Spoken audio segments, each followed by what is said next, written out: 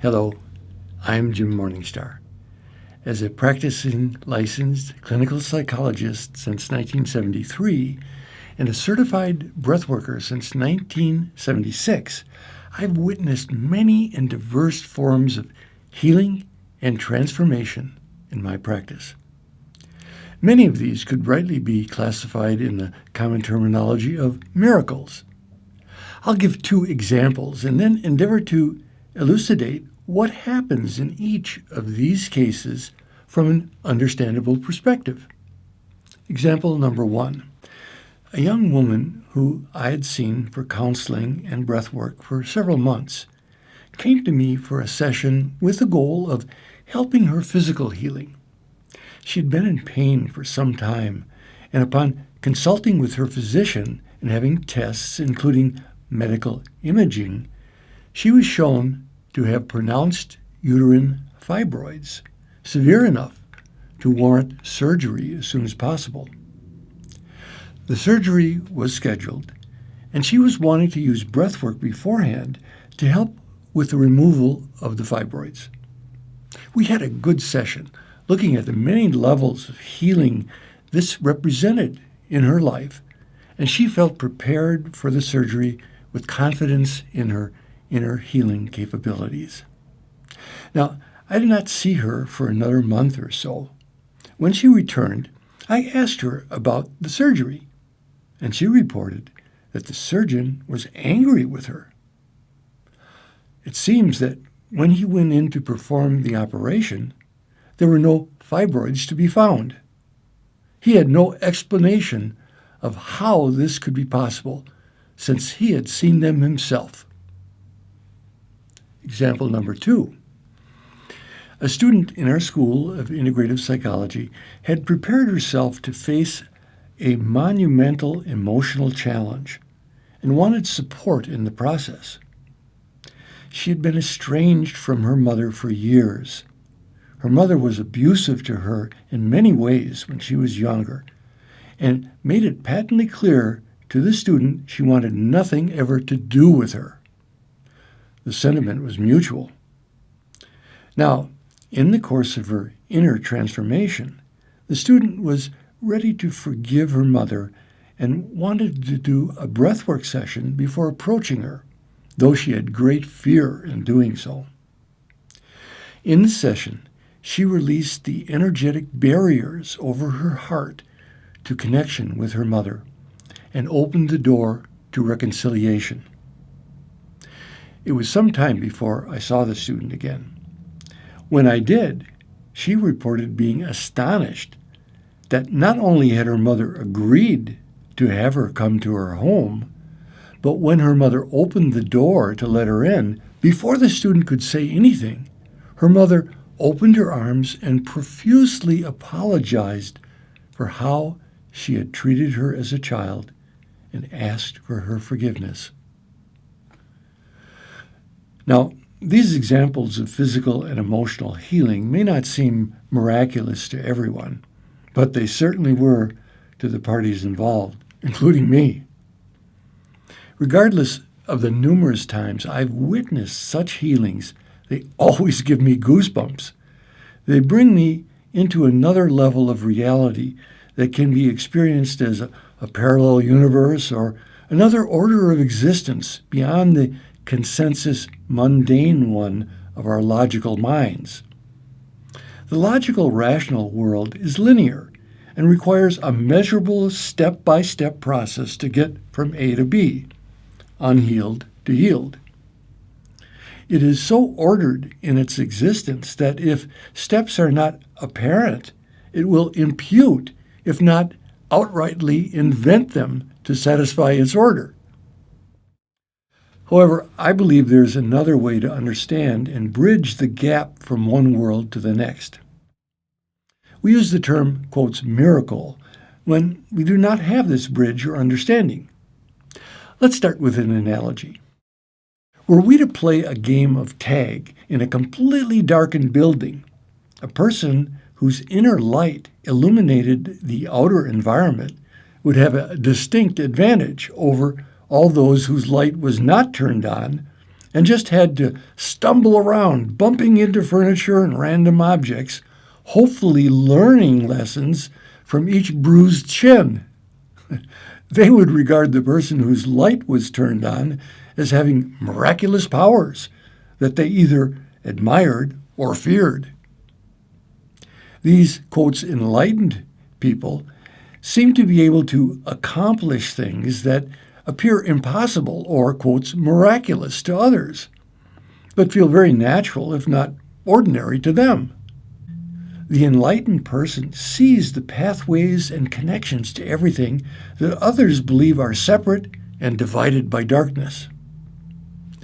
Scientists are now seeing the unified field that connects everything to everything in the universe, including the things which cannot measure with old linear tools.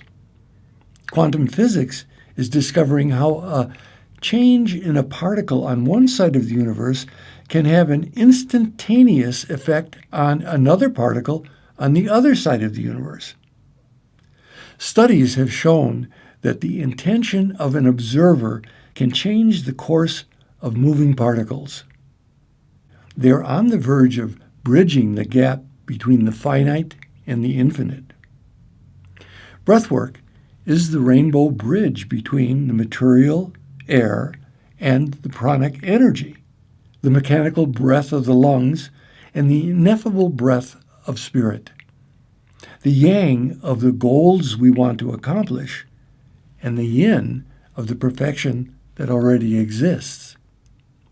The logical steps of our mind to get from A to B of success, and the grace that awakens us to the fulfillment of being now. Both are needed in the complete unified field of human existence. Both are part of a breathwork session. Having a loving intention and doing the process of connected breathing to release holding patterns which keep us separated within ourselves and from one another. Breathwork brings mind and spirit into the crucible of consciousness to restore a reality that is not divided, but can flow seamlessly one into the other in an enlightened way, such that I can both pray in the morning and be in a unified state when I awake, and then go to my work and be of service step by step to my world. We can now look at my first example of physical healing through the lens of quantum physics, knowing the intention of a person can affect the course of their physical healing. A number of double-blind studies have unequivocally demonstrated that the power of prayer has positively affected the healing of many. This also helps understanding the documented volumes of, quotes, spontaneous remissions of terminally diagnosed individuals for which there has never been a logical explanation. My second example of emotional healing can be seen through the vision of the unified field of consciousness in which the healing of one person can touch another over time and space without any seeming physical transmission.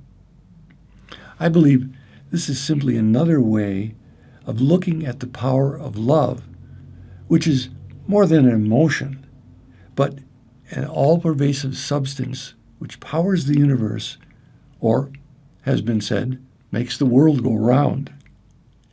Breathwork is a tool which awakens many people because the faster than normal breathing in a safe atmosphere bridges the right and left hemispheres of the brain and, correctly modulated, regulates our pH balance in the blood, as well as rewires trauma patterns in the brain, bringing suppressed memories into conscious awareness, where resourceful responses can replace frozenness or emergency-level reactivity on a daily basis.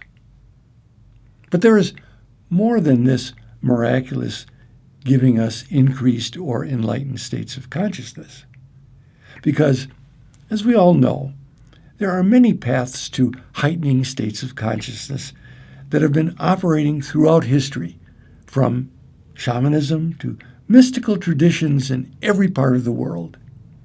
What is new is the democratization of the healing process, such that we are raising the level of all humanity by empowering more and more people to increase the level of consciousness on the planet, helping us not only to wake up, but to grow up.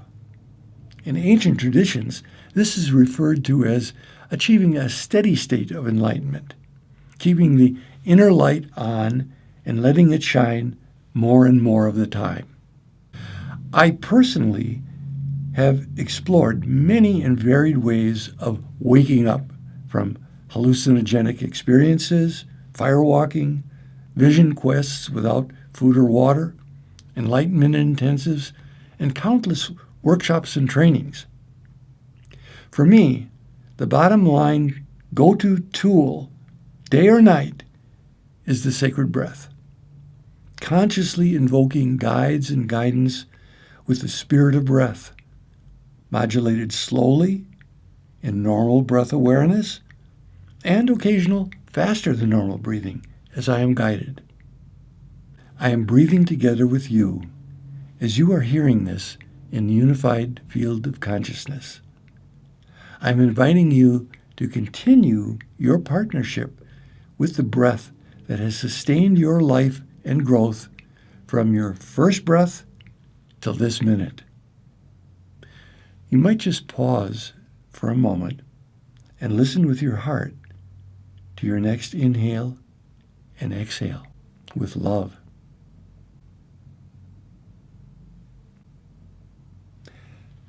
I am the co-director of the Global Professional Breathwork Alliance, which helps bring standards of training and ethics for the profession of breathwork and bring it within the reach of everyone.